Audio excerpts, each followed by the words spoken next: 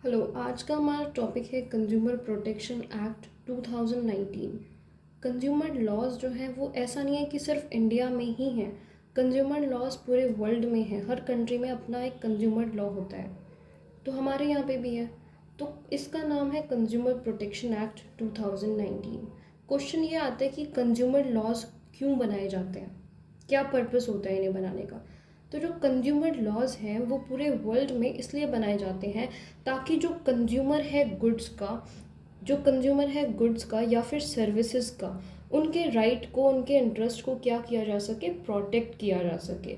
Example, अगर आप कोई स्मार्टफोन, लैपटॉप या कोई और भी प्रोडक्ट परचेज करते हो, कोई और गुड परचेज करते हो, एग्जाम्पल फ्रिज, एसी या LED TV, something which you want to purchase.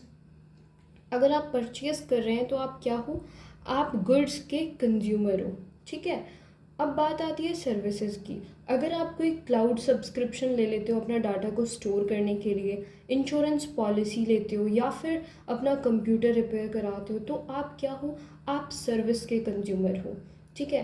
But एक क्वेश्चन आता है, अगर आपने जो गुड्स परचेज करे या फिर आपने जो सर्विसेज ली, अगर उनमें कोई डिफेक्ट हो, एग्जाम्पल गुड्स में कोई डिफेक्ट है, तो क्या आप ऐसे सोच लोगे यार कोई बात नहीं, इट्स ओके, छोड़ो, ऐसे ही छोड़ लोगे आप? ऑफ कोर्स आप एक्शन लेना चाहोगे। तो वो एक्शन कहाँ लोगे? तो अगर गुड्स जो हैं जो परचेज करे हैं कंज्यूमर ने, अगर वो डिफेक्टिव हैं या सर्विसेज जो हैं वो डेफिशिएंट हैं किसी भी तरीके से, तो क्या कर सकता है कंज्यूमर, उसे वो कंज्यूमर लॉज में एक्शन ले सकता है, रिड्रेसल के लिए अप्लाई कर सकता है, मतलब कंपनसेशन वो वहाँ पे ले सकता है। रेमेडी उसको कहाँ पे मिलेगी, कंज्यूमर लॉज में मिलेगी। ठीक है। अब एक क्वेश्चन आता है, 2019 में एक्ट बनाया, क्या पहले हमारे पास कोई भी ऐसा लॉ नहीं था? पहले हमारे पास लॉ था जिसका नाम था कंज्यूमर प्रोटेक्शन एक्ट 1986। अब 1986 था, ऑफ कोर्स बहुत ही पुराना लॉ था। इसमें अमेंडमेंट्स भी किए गए थे, बट स्टिल ये हमारी जो आज के टाइम की नीड्स हैं वो फुलफिल नहीं कर पा रहा था। क्योंकि देखो 1986 की अगर बात करें तो उस टाइम पे तो स्मार्टफोन्स थे ही नहीं, स्मार्टफोन्स नहीं थे। उस टाइम पे अमेज़ोन, फ्लिपकार्ट या मिंत्रा वगैरह ऐसा कुछ भी नहीं था। इवन उस टाइम पे लैंडलाइन फ़ोन हुआ करते थे, वो भी सबके घर में नहीं होते थे। ठीक है। तो 1986 के टाइम पे ई कॉमर्स का टाइम नहीं था।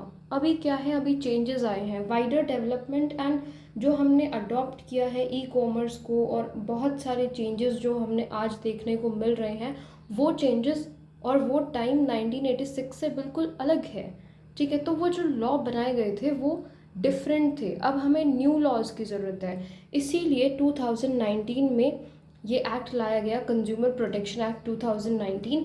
एंड ये जो है ये रिपील हो गया इसके आने के बाद, यानी कि अब ये अप्लाई नहीं होता है। अब 2019 वाला ही एक्ट पूरे इंडिया पर अप्लाई होता है। ठीक है। चलिए इसके सेलेंट फीचर्स देखते हैं यहाँ पे क्या क्या है। तो भाई 2019 वाले एक्ट ने क्या किया है, ई कॉमर्स के लिए प्रोविज़न बनाए हैं।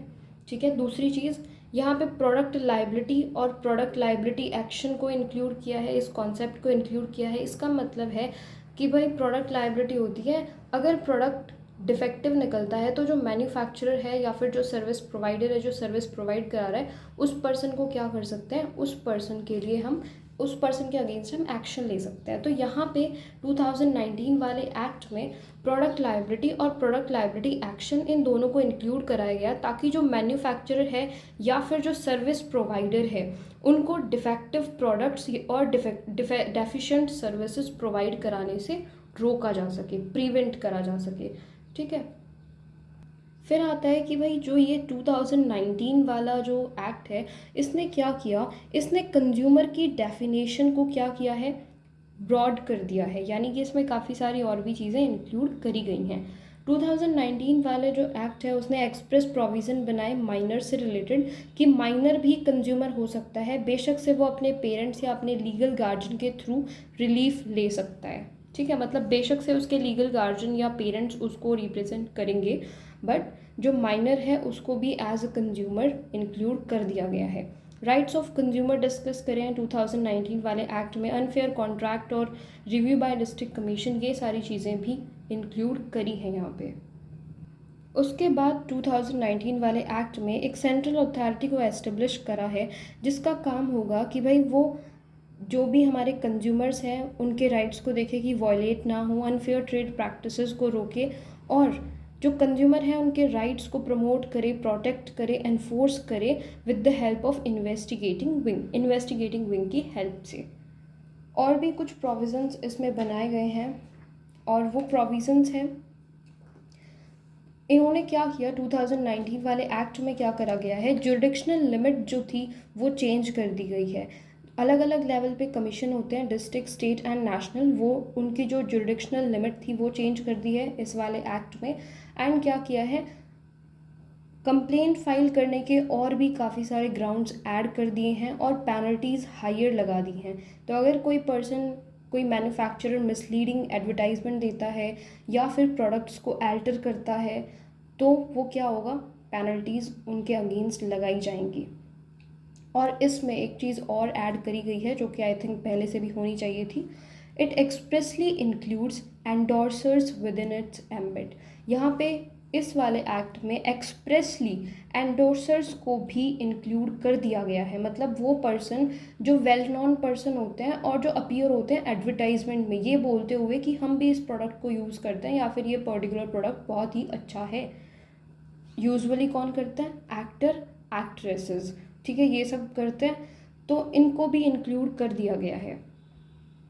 अब आता है हमारे पास इंट्रोडक्शन 2019 एक्ट का। कंज्यूमर प्रोटेक्शन एक्ट 2019 ये स्टेट करता है कि भाई जो ऑब्जेक्टिव है 2019 वाले एक्ट का वो ये है कि कंज्यूमर के इंटरेस्ट को क्या किया जा सके, प्रोटेक्ट किया जा सके। और इस गोल को ध्यान में रखते हुए क्या करा गया है, अथॉरिटीज़ एस्टेब्लिश करी गई हैं ताकि टाइम से इफ़ेक्टिव एडमिनिस्ट्रेशन हो और कंज्यूमर डिस्प्यूट्स को सेटल किया जा सके। ओके।